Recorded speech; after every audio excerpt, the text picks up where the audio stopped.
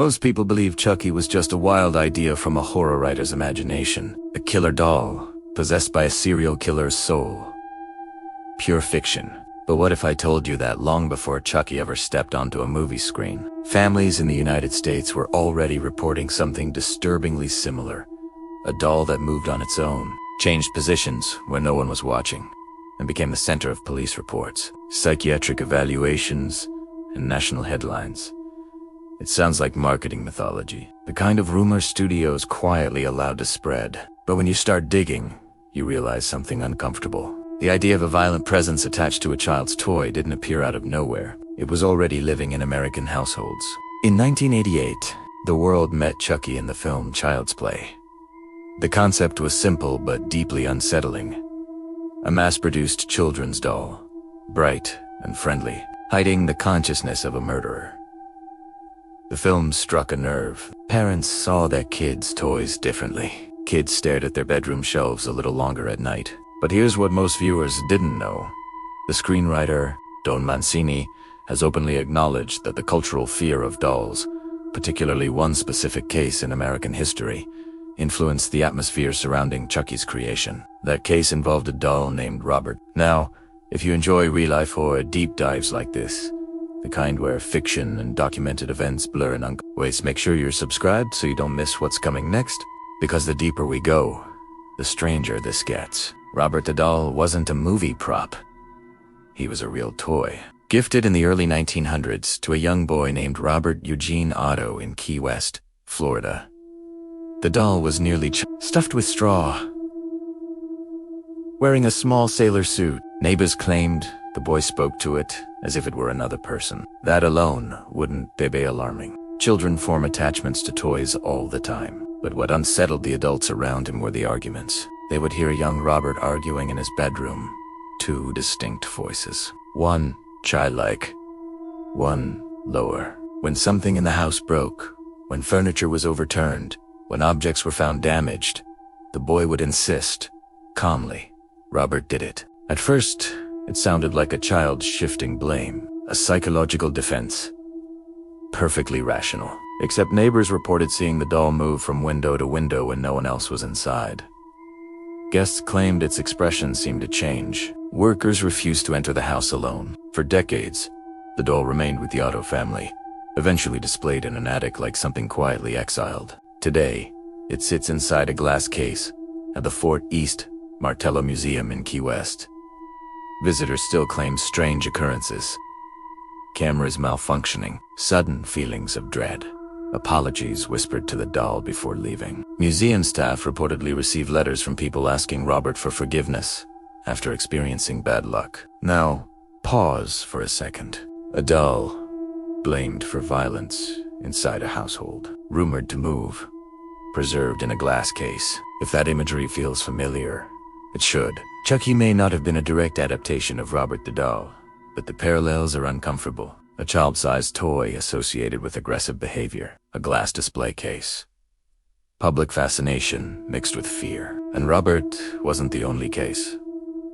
In the 1970s, another doll entered American culture, one that would later become deeply entangled with horror cinema. The Raggedy Ann doll known as Annabelle. Before it was fictionalized in the Conjuring universe, Annabelle was part of a real case, investigated by Ed and Lorraine Warren. According to reports from 2 nursing students in Connecticut, the doll changed positions, left handwritten notes, and appeared in rooms where it hadn't been placid. Skeptics argued it was a prank, stress, suggestibility. Yet the story gained traction because of one simple psychological truth. We are wired to see faces as alive. We project emotion onto inanimate objects. A doll doesn't need to move much to feel like it has. By the time Child's Play was written, American audiences were already primed. They had heard about Robert. They had read about Annabelle. They had grown up in homes filled with plastic dolls whose glass eyes reflected hallway light in the middle of the night. But here's where it shifts from folklore into something darker. The creator of Chucky has also stated that the film was partially inspired by consumer culture in the 1980s. Mass-produced good guy dolls in the movie were designed to mimic real toy crazes like Cabbage Patch Kids.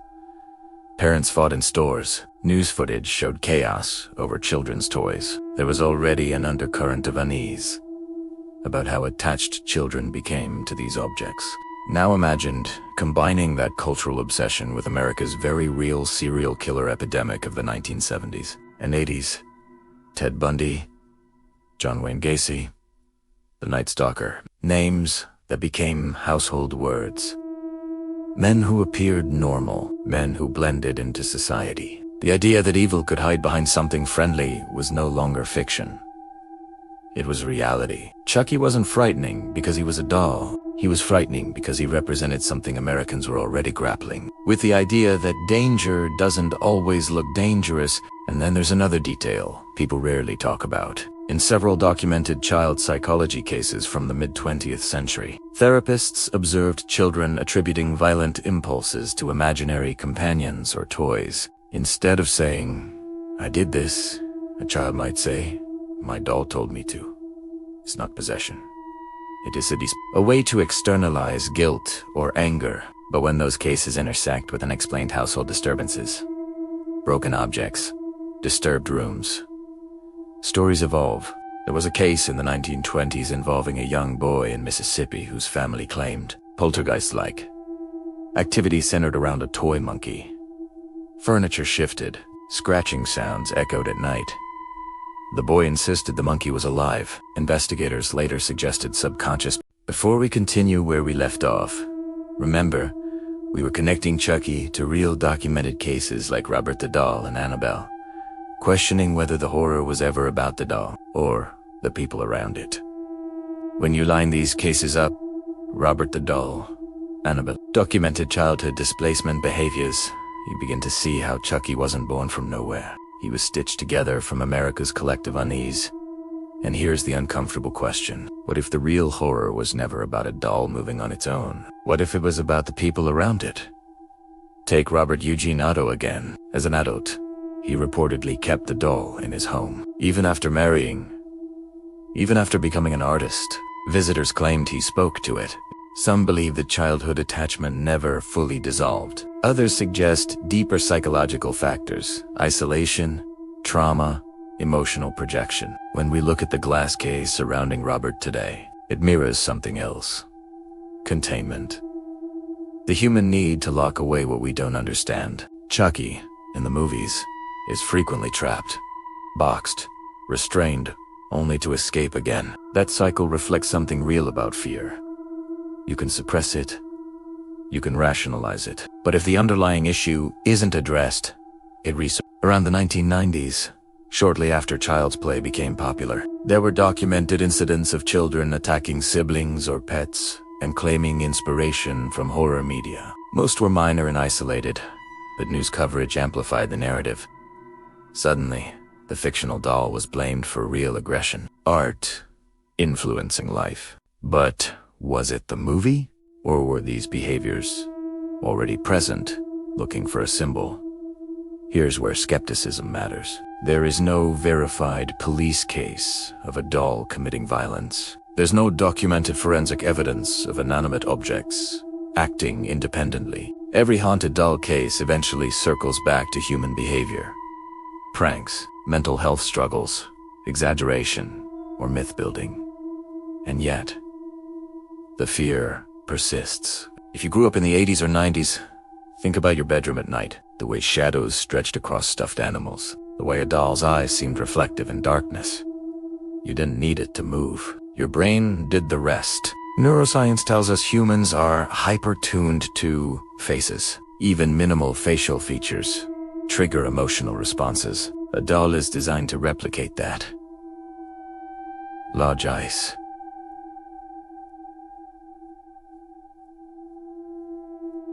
proportional head, fixed smile. It invites connection, and that's exactly why it becomes disturbing when paired with violence. Chucky weaponized innocence. But Robert and Annabelle show us something more subtle: the power of suggestion. Once a story attaches to an object, it's almost impossible to detach it. Visitors approach Robert's glass case already knowing the legend. They interpret normal environmental glitches as confirmation.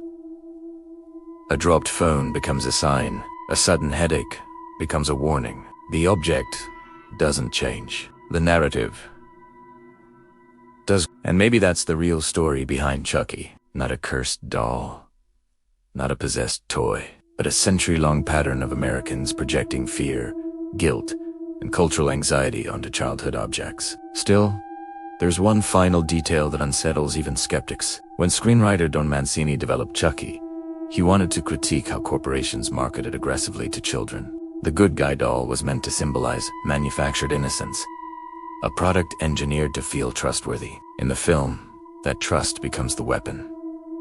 Look at real history. Families trusted institutions, churches, neighbors, babysitters.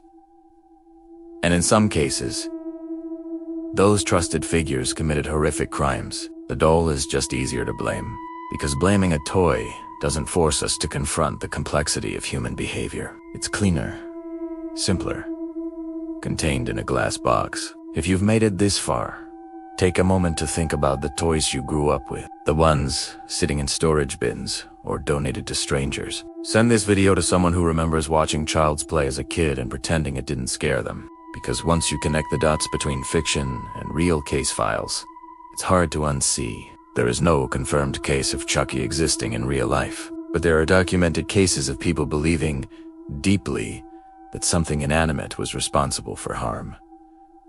And belief can shape memory. It can reshape events. It can even influence behavior. When you walk through the Fortiste Martello Museum today, Robert the doll sits behind glass, slightly tilted eyes forward.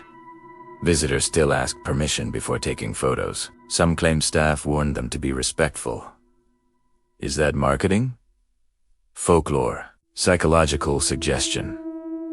Probably, but here's the lingering discomfort.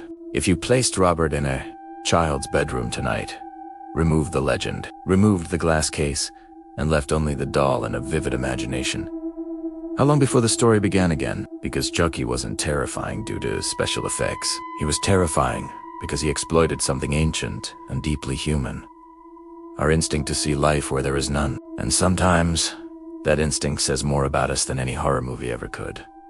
So what do you think? Was Chucky purely fictional?